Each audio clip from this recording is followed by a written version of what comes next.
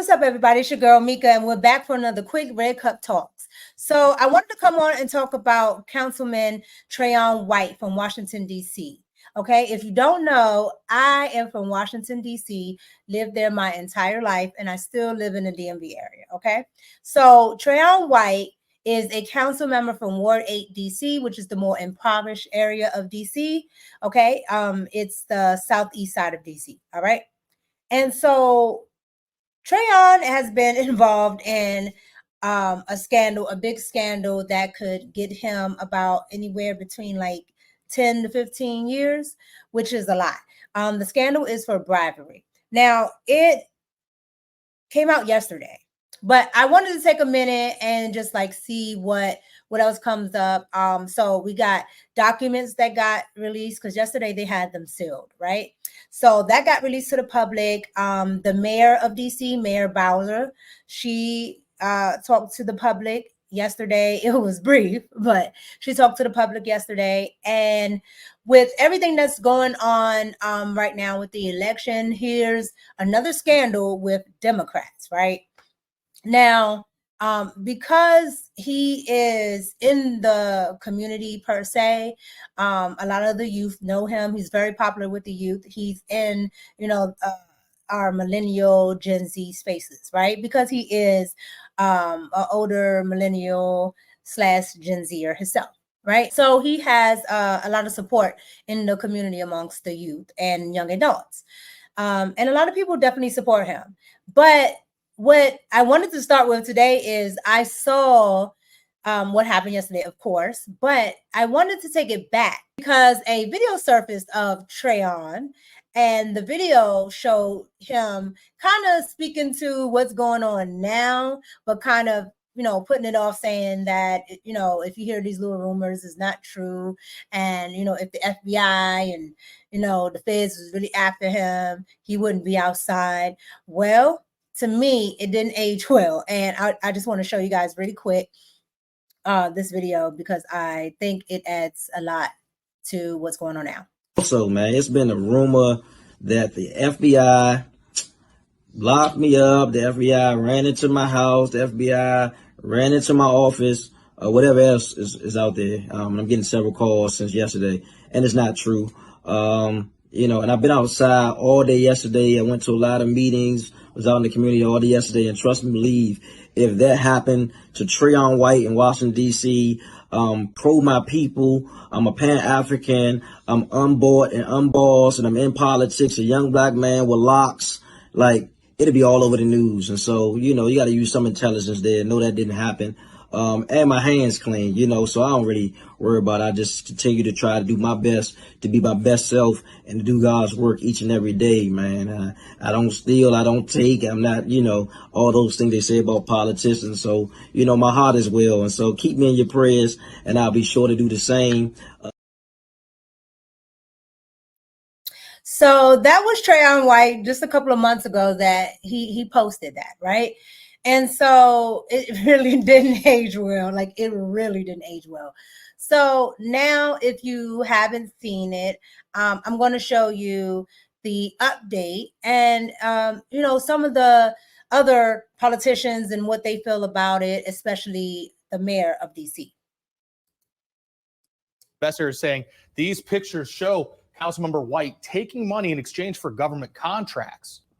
This picture shows White allegedly taking $5,000, putting it in his jacket pocket. This picture shows him allegedly getting $10,000. And another picture, this picture shows White allegedly taking $5,000, putting it in his jacket pocket. This picture shows him allegedly getting $10,000. And another picture with $10,000 in payment. And there's even a picture showing him taking $15,000. In addition, there's also this picture of an alleged ledger showing how much each contract costs, as well as his 3% cut. Disappointment, and that morphs into outrage. ANC Commissioner Kathy Henderson has long been critical of the violence intervention programs in D.C. What effectiveness? But now she has even more questions after White is accused of taking $156,000 in cash bribes in exchange for using his position to pressure government employees to extend government contracts with community. Okay, so you just saw that. So again, that was the update of a lot of, people just feeling like they're really disappointed, right? And so they're asking, were these programs really doing something for the youth?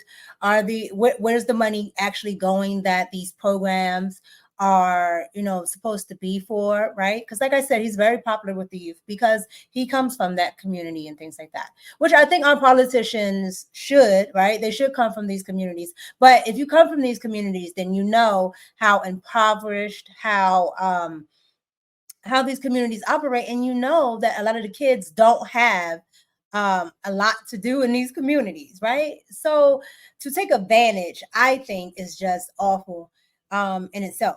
But I also wanted to play you what the mayor of DC had to say, which was very brief, but she said something nevertheless. Never answered, though there are some who are still supporting White. Our council member has been reelected. The people have spoken.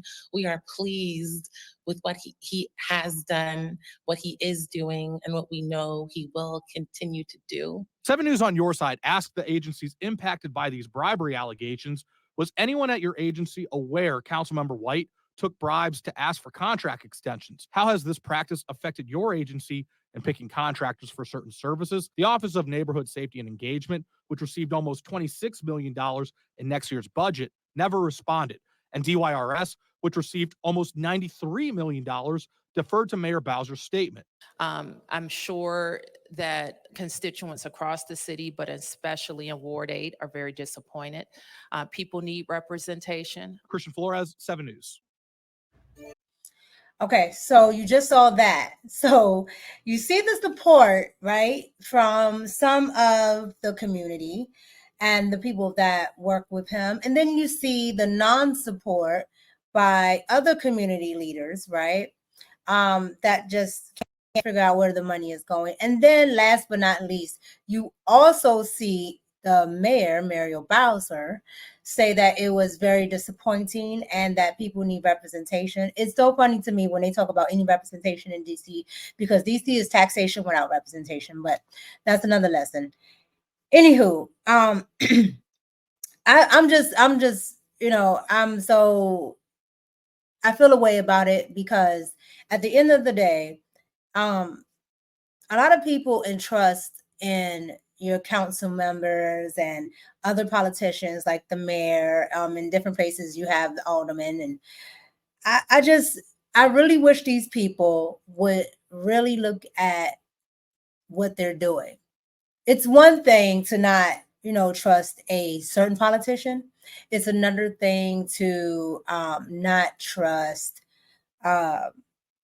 maybe what they might be doing in your city. But once the people stop believing in the system as a whole, that's when Rome will fall, literally.